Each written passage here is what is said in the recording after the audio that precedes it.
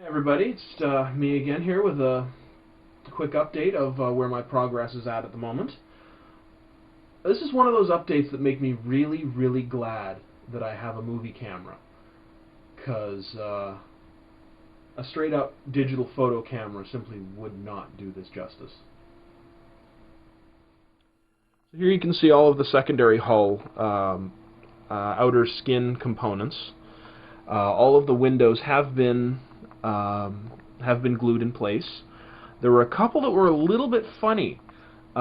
These little tiny portholes here, they just didn't really want to line up correctly, so I kind of had to fake it, and they don't quite look perfect.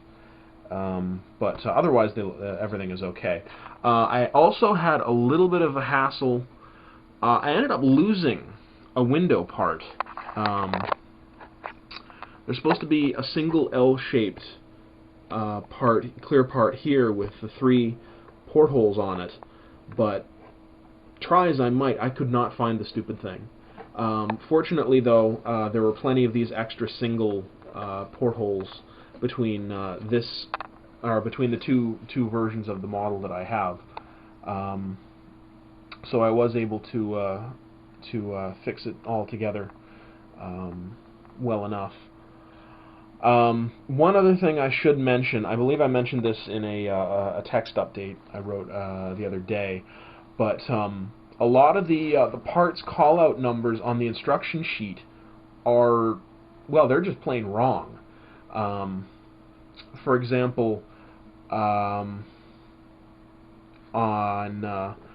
say on this part right here, it said on the instruction sheet, I think it said part number 258, when in fact it's supposed to be part number 238. In fact, all the hull parts have the window part numbers printed directly on them, so it's pretty much idiot-proof. Not to mention also that part number 258 simply would not have fit there. But nevertheless, it's always a good idea for anyone who plans to build this model themselves to check the instructions very carefully. There are a few other places where there's some minor errors here and there. But in any event, the interior of the engineering section is basically finished. As I said, I've placed all the windows. I sprayed the black light block layer, which I believe I showed off in the last picture update, and I've since sprayed the flat white reflective layer, which helps to diffuse and reflect the light a little bit better.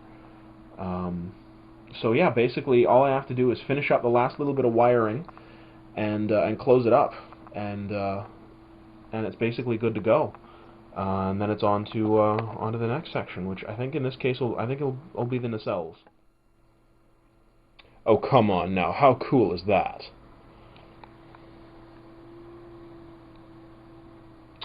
The circuit card that I bought, which you can see right there, is capable of two different types of flashing circuits, which you can see here. There's the rapid strobing, which you can alter the speed of. You can alter the rate of flash, and also the straight on-off marker light channel. Each channel is capable of driving up to 3 LEDs, and there are 8 channels in total, 2 each for the flashing, 2 each for the strobing, and 4 always-on channels. I don't have them all wired up yet. Right now I have 6 different channels. All these LEDs you can see here on the front, these will be permanently attached as they are.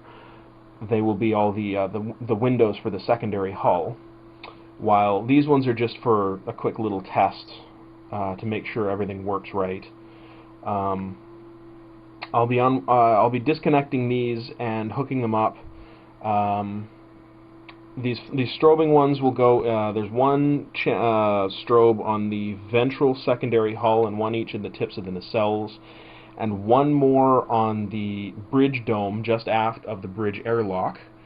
And the flashing channel, there's the left and right marker lights on the saucer, the red and green, plus a bow light here, two more just to the left and right of the impulse engine deck, and then one more just above the aft shuttle bay. So it's pretty cool the way it's working. Right now it's just running off of a 12-volt battery pack, which you can see right there. But I've got the base wired for a wall outlet, so it'll be running the same way as some of my other models have done. Incidentally, you may have noticed this LED right here is not lit. For some reason, I could not get all these LEDs on the front. These 6 are all off of a single channel, plus the 2 down there. Or rather, they're all off of 2 channels in a pair, and they would not light properly with 6. So I simply bypassed one, put a blob of solder on the ends, so it doesn't light up at all. But the other 5 do, and they light up the windows just fine in conjunction with the 2 most aft. Because these ones, I believe I used 8,000 millicandela LEDs here, so they're pretty bright.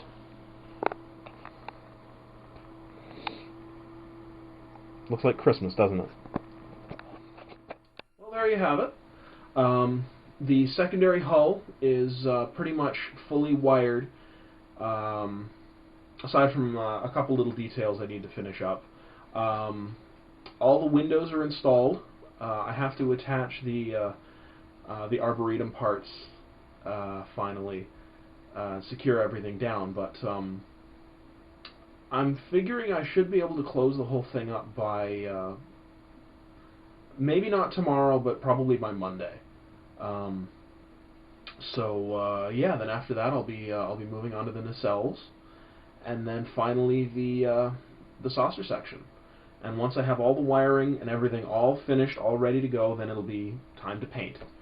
I'm making much faster progress than I ever thought I would. So I may get this done before the end of the year. I'm not holding my breath, but at the rate I'm going, it may be possible. The real sticky spot is going to be the paint job, because this is going to be a very, very complicated paint job. Much more so than anything I've ever done before. So I'll have to wait and see how things progress. But it'll be a nice little Christmas present for myself if I can get it done in time.